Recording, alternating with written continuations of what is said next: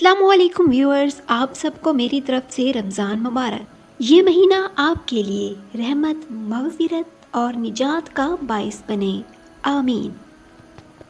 Trailer کے شروع میں اورحان بے ایک بندرگاہ پر موجود ہوتے ہیں۔ اس کے بعد منظر یکسر بدلتا ہے۔ اورحان بے اپنی گدی پر بیٹھ کر یہ کہتے ہیں، ہمارا پہلا ہدف یہ ہے کہ کاراسی اوغلو سے بیگا آبنائے اور بازندینیوں سے گیملک کی بندرگاہ واپس لے لی جائے، چاہے تدبیر سے یا تلوار سے۔ اس کے بعد ہم دیکھتے ہیں کہ جنگل میں دمیر خان بھاگتا ہوا نظر آتا ہے، جبکہ اورحان بے اپنے سپاہیوں کو حکم دے رہے ہوتے ہیں کہ دمیر خان کو تلاش کر کے میرے سامنے پیش کیا جائے۔ اس کے بعد شاہین شاہ یہ کہتے ہوئے نظر آتا ہے، دمیر خان کو برسا پہنچنے سے روکنے کے لیے جو کرنا پڑا کریں گے، چاہے اس کے لیے دمیر بوگا، جیر کو تائیں یا پوران سردار کی جان ہی کیوں نہ لینی پڑے۔ اب شاہین شاہ کی غداری حد سے بڑھتی جا رہی ہے۔ امید ہے جلدی ہی اس کا بھی وقت پورا ہونے والا ہے۔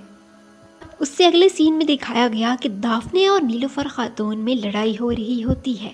دافنے اپنا خنجر نکال کر نیلوفر کو مارنے کی کوشش کرتی ہے، جسے نیلوفر ہاتھ سے روک دیتی ہیں، مگر پھر دافنے اپنے پیر سے نیلوفر خاتون کو نیچے گرا دیتی ہیں اور پھر کسی کو خنجر لگنے کی آواز آتی ہے اور یہ خنجر دافنے کو لگے گا، اور اس طرح دافنے کا یہاں پر اینڈ ہوگا۔ اور اس کے بعد اگلی کچھ ایک ساتھ میں عبد الرحمن کی تاریخی خاتون یعنی آئیدوس قلعے کی شہزادی کی انٹری ہوگی۔ اس کے بعد پھر سے دمیر خان کو دکھایا جاتا ہے، جو یہ کہتے ہوئے نظر آتا ہے کہ اپنی آخری سانس لیتے وقت بھی میں اورحان کو بتا جاؤں گا کہ اصل بڑا کون ہے۔ اس سے اگلے سین میں ہم دیکھتے ہیں کہ محمد نے علاؤ الدین اور گونجا کو قید کر لیا ہے، اور پھر گونجا دکھی لہجے میں علاؤ الدین کا ہاتھ تھامتے ہوئے یہ کہتی ہے، آج میں نے جان لیا کہ میرے پاس اس ہاتھ کے سوا اور کوئی سہارا نہیں۔ اس کے بعد فلاویوس کو دکھایا جاتا ہے، جو ایک نئے بازندینی کمانڈر کے لیے یہ بتا رہا ہوتا ہے کہ قسطن دنیا میں اس کو خونی کلہاڑی کہا جاتا ہے، اور پھر اس بازندینی کمانڈر کی ایک جھلک دکھائی جاتی ہے، جو دکھنے میں تو پہلے اورحان بے جیسا تھا، یعنی ایمری بے جیسا، جو یہ کہتا ہوا نظر آتا ہے کہ میں کسی کو معاف نہیں کرتا، اور پھر اپنی تلوار چلا کر کسی کا سر اڑا دیتا ہے۔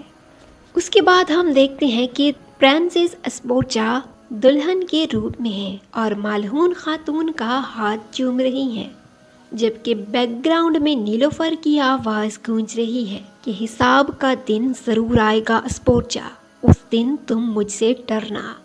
جبکہ اسپورچا جواب میں کہتی ہے، جب اورحان میرے جال میں پھنسے گا اس دن تم بھی بیٹھ کر تماشا دیکھو گی۔ اس کے بعد اسپورچا اورحان بے کے کمرے کی طرف بڑھ رہی ہوتی ہے، مگر مالہون خاتون اس کو روک کر اس کے چہرے پر اس کا گھونگھٹ ڈالتی ہے۔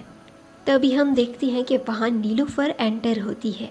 نیلوفر کے چہرے پر تجسس بھرے تاثرات ہوتے ہیں، جیسے وہ نہیں جانتی کہ یہ سب کیا ہو رہا ہے۔ اس کے بعد اسپورچا کے چہرے سے گھونگھٹ ہٹتا ہے اور سامنے اورحان بے موجود ہوتے ہیں۔ جیسا کہ میں نے پہلے بتایا تھا، پرنسس اسپورچا یہ شادی بھی اپنے مفاد کے لیے کریں گی، یعنی وہ شادی کے بعد بھی روم کے لیے اور برسا کو حاصل کرنے کے لیے اور اورحان بے کے خلاف سازشیں کرتی رہیں گی، مگر آہستہ آہستہ ان کا دل اورحان غازی اور مسلمانوں کی اچھائی سے پگھل جائے گا اور وہ اسلام قبول کر لیں گی۔